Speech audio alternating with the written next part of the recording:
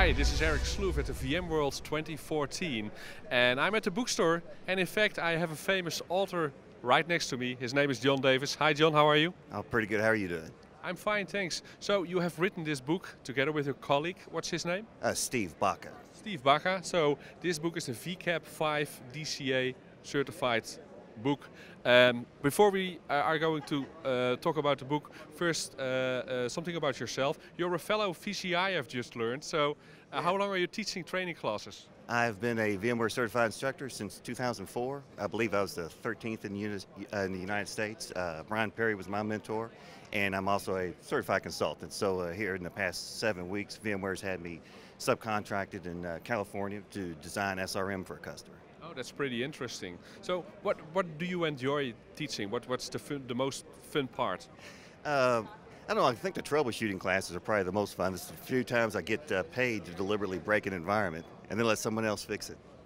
Right. So you have written this book, the VCAP 5 DCA book. It will give you a little bit of a training, and eventually you have to do which exam? The exam is the VCAP 5 DCA, so that's the VMware Certified Advanced Professional, version 5 on data center administration. It's a 100% hands-on exam. It's not just basic administration, but it's really aimed to ensure that you can perform administration in a large enterprise. So it gets into things that some people may not use every day, like Power CLI, things like that. Yeah. So you were referring to the troubleshooting training. Does that training align a little bit with the exam? Yes, part of this exam is to troubleshoot. In fact, during the exam, expect some troubleshooting questions. Some of them may be direct, where a question might say a virtual machine will not start, give you an error message and ask you to fix it.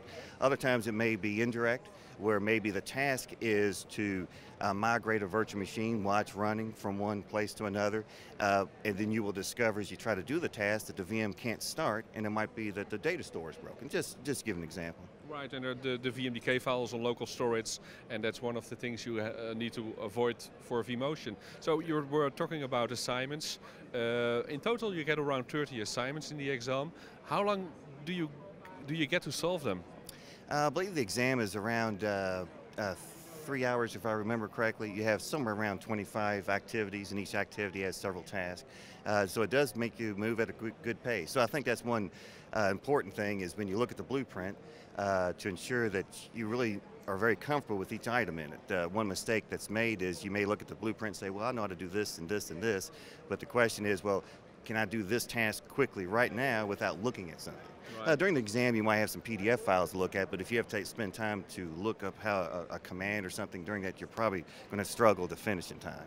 Right. So what you're telling is, even though you have internet access and even though you have all the PDFs available that are also available on VMware's communities, when you're going to look in the PDFs for an answer, you will lose so much valuable time that you won't manage to do all the fulfillment, to fulfill all the questions. Yeah, certainly could be a task. Now, I don't know if you'll have full internet access during the time, but they at least give you a folder of some PDF files. I had full internet access. Oh, did you? Did you? Oh, so did you take the exam?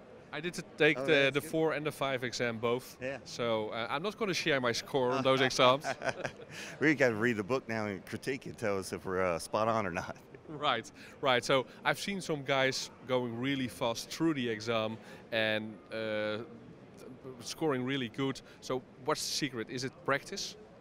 Yeah, I think that's more than anything else, is to take time, set up your own lab, and practice these things as much as you can. A big part of the book was to go through the blueprint and explain some of the concepts, and then make up a few example sample activities that might be related to that.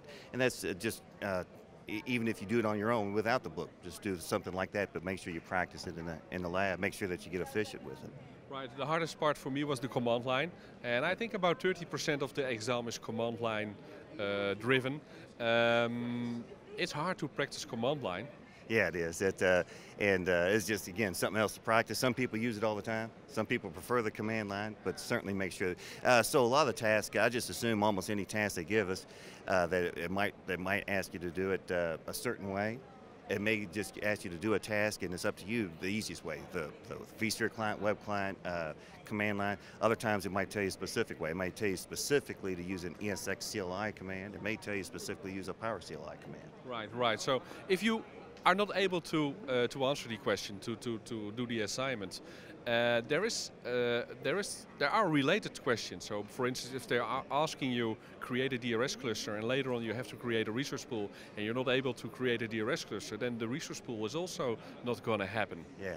Yeah, so some questions maybe, or some activities may depend on the other. You don't really know at the time. So the best idea is to try to accomplish these tasks. But what I would recommend if I got an activity, if I wasn't sure I could accomplish it or accomplish it quickly enough, I may at least jot down the number and a little bit about it on the scratch pad they give me, so that if I run into an activity later that turns out to be dependent on it, that I know I could return to it. Right. In the past, there was a waiting hell. You had to wait for 10 business days, and then you got your final score.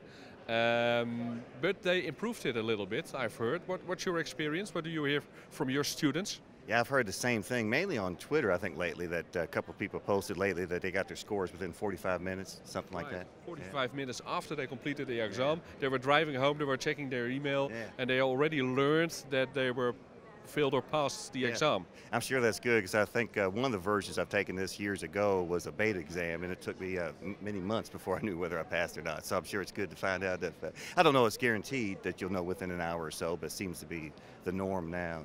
Right, right. Another thing in the exam is that the screens are not that big, so you have to adjust your laboratory environment to the screen size that's also used in the exam. To get used to working on a smaller screen. Is that something you also did? I didn't really think that much about it, because I use my laptop more than anything in the real world anyways. And so even as I was practicing, that's probably good advice. A lot of people probably are used to having multiple monitors, very large monitors, and this could be a challenge for them. Okay, great. Enough about the exam. Let's promote your book a little bit. All right. If you want to buy this book, it's a real good book, I promise you. What's the biggest takeaway value? Biggest takeaway value is I expect if you use this book and actually apply it, that you would pass the exam. If you're taking the new version of it, there's a version 5.5.0 for the version 5.5 vSphere. Be sure to get the premium edition so you get all the online content. The online content includes practice exams. There's 3 practice exams out there, but there also includes an online appendix for what's new in version 5.5. and an online appendix that goes through the 5.5 blueprint and maps each item to the appropriate place in the book, and then adds content for anything in the 5.5 blueprint that's new or different than what the 5.1 blueprint contained. Okay, great. Many thanks for all the tips, John. And we're definitely gonna buy this book. Thanks. All right, sounds good.